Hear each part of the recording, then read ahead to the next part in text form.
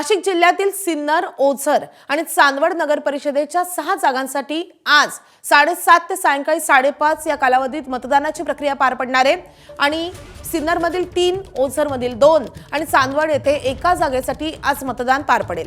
नाशिकच्या सिन्नर नगर परिषदेची निवडणूक ही राज्यात चर्चेत असलेले माजी मंत्री माणिकराव कोकाटे यांच्यासाठी महत्त्वाची मानली जाते। अजित पवारांच्या राष्ट्रवादीला आणि भाजपला या ठिकाणी ठाकरे शिवसेनेकडून मोठं आव्हान उभं करण्यात आलंय। या ठिकाणी मतदान प्रक्रियेला सुरुवात झाली असून संपूर्ण यंत्रणा सज्ज झाली आहे। या संदर्भात अधिक अपडेट देण्यासाठी आपले प्रतिनिधी शुभम बोडके सिन्नरमधून आपल्या सोबत आहेत। सिन्नर मध्ये शुभम, मतदानाला सुरुवात झालेली आहे का? आणि जसं सांगितलं जातंय की माणिकराव कोकाटेंची प्रतिष्ठा इथे पणाला लागली आहे।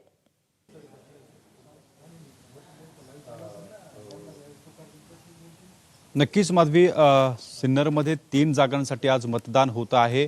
प्रभाग क्रमांक 2, प्रभाग क्रमांक 4 आणि प्रभाग क्रमांक 10 या 3 नगरसेवक पदांसाठी खरं तर आज मतदान होत आहे। या ठिकाणी काही मिनिटांमध्ये प्रत्यक्ष मतदानाला सुरुवात होणार आहे। आपण जर बघितलं तर संपूर्ण यंत्रणा आता सज्ज झालेली आहे आणि तू सांगितल्याप्रमाणे माजी मंत्री असलेले माणिकराव कोकाटे यांची खरं तर या ठिकाणी प्रतिष्ठा ही पणाला लागलेली आहे। त्यासोबत नाशिकचे खासदार राजाभाऊ वाजे यांची देखील खरं तर प्रतिष्ठा पणाला लागलेली आहे, कारण या ठिकाणी हा सिन्नरचा गड हा माणिकरावांचा मानला जातो। त्यामुळे या ठिकाणी जर बघितलं तर जे लढती होणार आहे त्यामध्ये शिंदेची शिवसेना, उद्धव बाळासाहेब ठाकरेंची शिवसेना आणि अजित पवारांची राष्ट्रवादी यामध्ये खरं तर या लढती होणार आहे। त्यामुळे या ठिकाणी जर बघितलं तर या 4 जागा होत्या, मात्र एक जागेवर या ठिकाणी बिनविरोध निवडणूक जी आहे ती पार पडलेली आहे।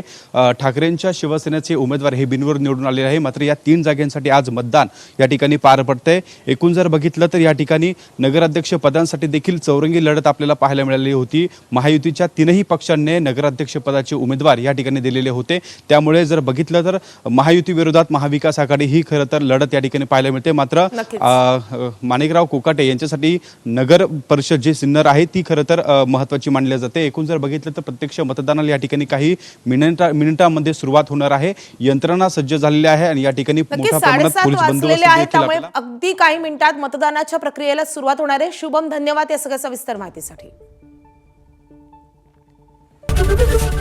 एबीपी माझा, उघडा डोळे बघा नीट।